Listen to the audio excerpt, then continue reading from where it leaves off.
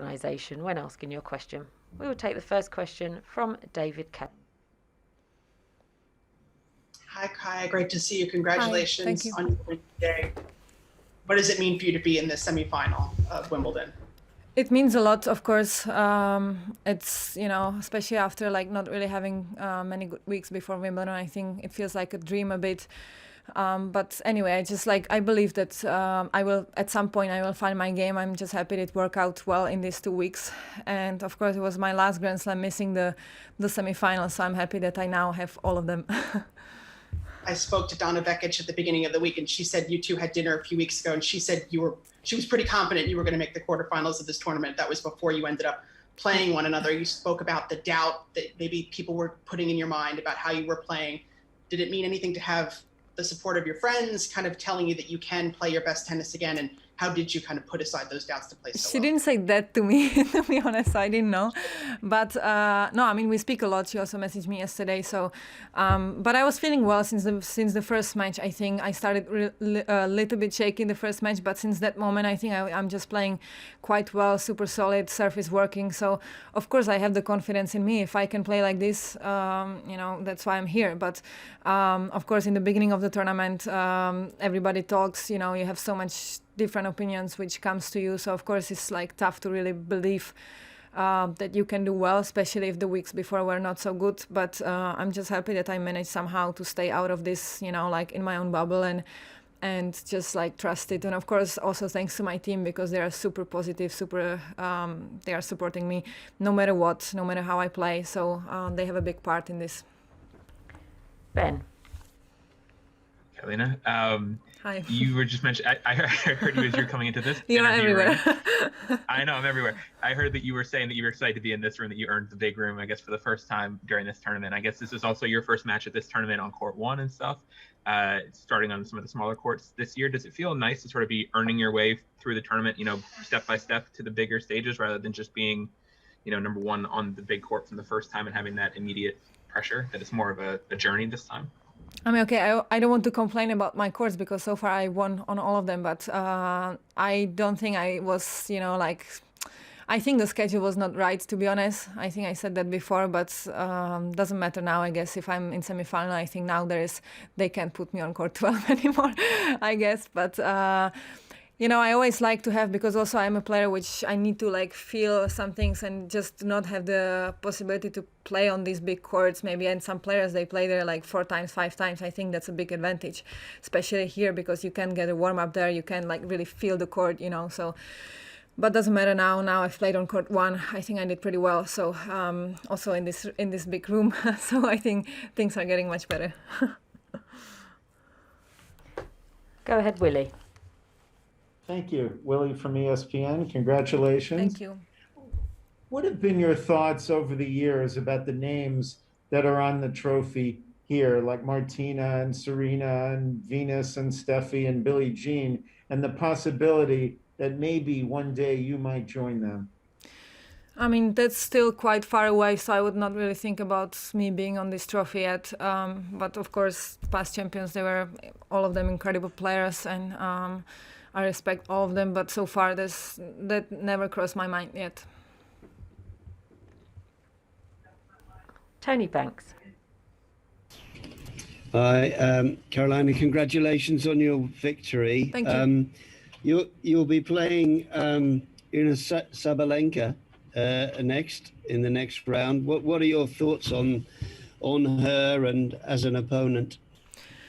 I mean, it's gonna be a big match because she goes for big shots, big game, big serve. So I think there's not gonna be much time to think about what should I do or what should I not do. So just quick decisions. And but I believe I have also a game which can bother her a bit. Big serve. I need to play fast and just to put pressure on her. But I mean, it's semifinals, so I guess there is nobody really super easy. Of course, you can have players maybe which you like a bit more, but we played a couple of times, but always was super close match, so I know a bit about her. And I mean, let's see. I thought she played amazing all 2 weeks now here. So do I. So let's see what's going to happen there. Tony, do you have a follow-up question? Yes, I do. Just quickly, I do have. I wonder if you saw what happened to Emma Raducanu last night on the court. I wonder what your feeling was about the pressures that are on young players. You know, she's 18. What do you think? Do you think there's too much pressure placed on young players, or you know, is it something that players have to deal with? What's your view on that? I mean, look, if you decide to do this sport and if you decide to take the wild card from, I guess, the federation, and then most likely you're going to be playing on a big court because you are from this country, I think you need to just count with that pressure. And of course, it's not easy. I think she was actually, I saw a bit, not really yesterday, but I saw a bit, I think she was enjoying, I don't know what really happened yesterday. I didn't really follow that match, but I saw a bit from her previous matches, and I think she was actually enjoying maybe a bit more, too much excitement. But I think that's normal. So I don't really know what happened. But I think, I mean, 18, it's tough to say. I think everybody is also different by being 18. I was still a kid. I think some of these girls, they are quite like old enough to, you know, deal with that. But I guess she also came a bit like from nowhere. I think some of these girls, like let's say Coco Gauff, I think she's a bit like ready for all of this. So that helps. You know, if you're raised like a star, I think that's a bit different. So tough to say, but I mean, hopefully she's gonna be okay because she was playing some incredible tennis and people enjoyed to watch her. So yeah, but I guess you need to count with that and you need to get ready for that. So Matthew Lambert. Matthew Lambert from the Daily Mail. That seemed to me like almost a perfect performance from you, like every aspect of the game. How good do you feel and how confident do you feel in where your game is at the moment?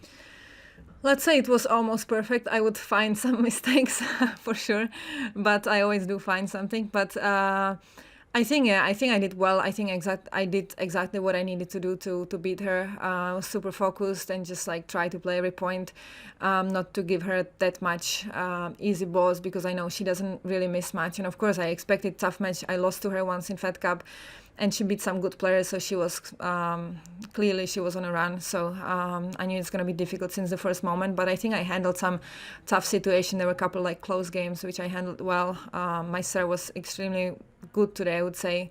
Also the close roof helped because it was a bit windy out there today. So I think these conditions are perfect for me. So yeah, happy about the win. Courtney. Hi, congratulations. Thank you. Just talking about, you've referenced it a few times about kind of blocking out the negativity, the noise, people kind of coming up to you and unloading what they think about your game. And I'm curious exactly how exactly is that happening? Like, do people just walk up to you and give you their opinion, all this unsolicited advice? And then what have you kind of done to block it out? Yeah, I mean, of course, some people like even like players or even like people which are, you know, like former players, they just like, they would easily come and say, okay, like what happened there? Or like, why are you not playing that well? You know, like, I think also because the way I am, I think people, they think I can handle a lot, which is maybe true, but I don't need to hear all of this. And not always, I mean, usually I have an answer, but not always you're ready for that, or you don't want to just hear these things, you know, no matter if it's true or not. And yeah, and then of course, like internet, that's the biggest problem, I think. You know, like, not that I would really read like all the messages and all the comments, but sometimes you just like see something or like some articles, and you know, and I think they can be quite brutal no matter how, you know, like, in fact, I was 5 years in top 10, then 1 week I'm not in top 10, and then it's like a huge drama, especially in my country. So, you know, so I think these things, they just don't help. But as I said, like before, this is something what you need to like accept and just like learn how to live with it. I think there is not much you can do about it.